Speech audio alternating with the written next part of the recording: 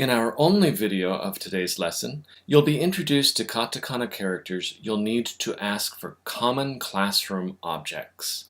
After this set of notes, you will be able to read and write 3 more katakana characters and their related syllables. Again, slow kana days means heavy vocabulary days.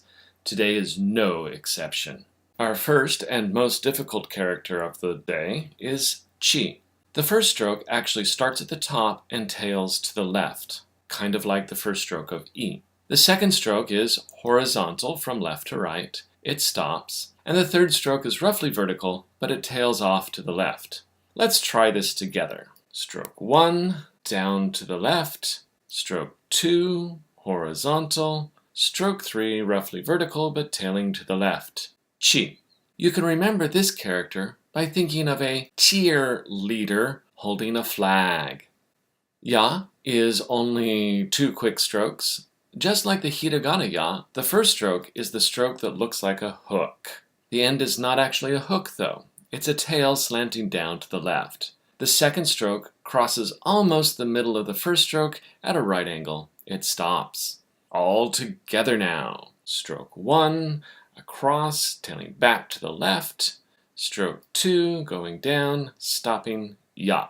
Just like the hiragana character, think of a yak to remember this one. Yak. That's a yak. Surely you can think of something better. Wa is also 2 strokes. The first stroke is a short vertical stroke on the left, and the second stroke is like the first stroke of su. And let's see how this looks with a Brush-O-Matic 3000 animation. Stroke 1 goes down. Stroke 2 across and down, tailing to the left. Wa. Wah! He lost his head! Sorry, I got a bit gruesome with the blood there. So that's all the characters for today. However, chi is from the tagyo. Its pronunciation can be altered by the dakuten. Just like its hiragana counterpart, adding the dakuten to chi gives you ji. Now would be a good time to review how we write the palatal sounds. As we mentioned earlier, each of these syllables is formed by using 2 kana characters. The first character is from the iro, like ki, shi, chi. In this case, let's do shi. The second character is always from the yagyo, and it is smaller than usual. Notice where I'm holding the brush to get ready to start. Drawing the lines in the thirds will help with the placement and size. When writing horizontally, the character goes in the lower left of the character space. Sha. Now let's review vertical writing. We'll start by writing a character from the iro. In this case, ji. Again, the lines will help. Notice where my brush is poised now. When writing vertically, the second character goes in the upper right of the character space. Ja. Here is the full katakana table. Here are the characters we've learned so far. With the addition of the characters we learned today, we're up to 33. That's over 2/3 full. Now, I promise there's no more katakana characters for a couple of weeks. Kanji, on the other hand, Hey, now let's look at our table with diacritical markings attached. The pronunciation of chi can be altered using diacritical markings. That gives us 1 more syllable on this table. That brings us to 17. 5 more katakana characters, and this table will be full. Because chi and ji are from the iro, and ya is from the yagyo, they can be combined to create more palatal sounds. Keep in mind, they can also be combined with the previous characters that we know.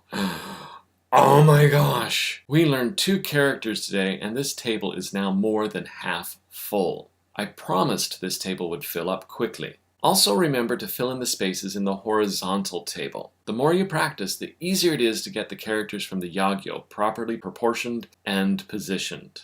Now for a special treat. No, not kanji. I'm going to introduce you to some new character combinations. Because of some of the vocabulary we are learning today, we need to introduce you to the new syllables we can create by combining katakana in inventive ways.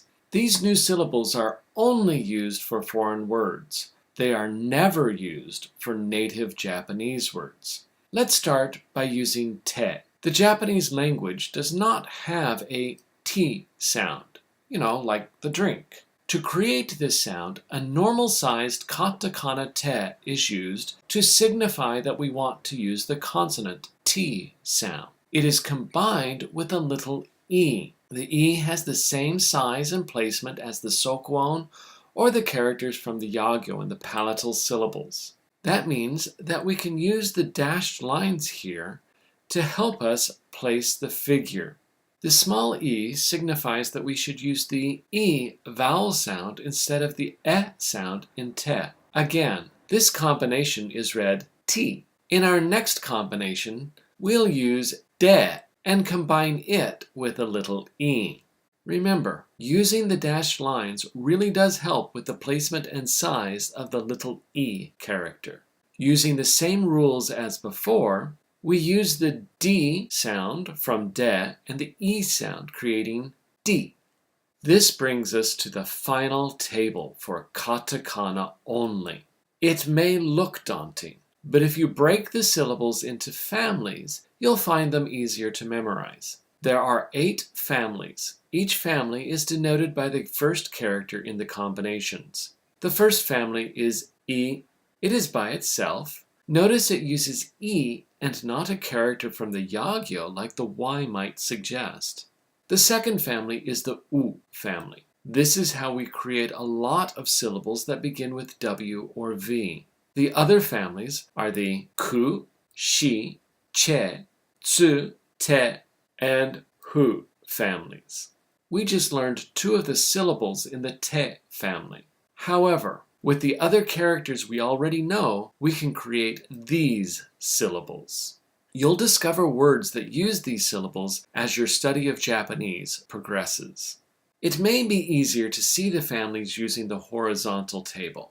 I family, U family, Ku family, Shi family, Che family, Tsu family, Te family, and Fu family. Either way, remember to fill in the syllables we know in the horizontal table as well.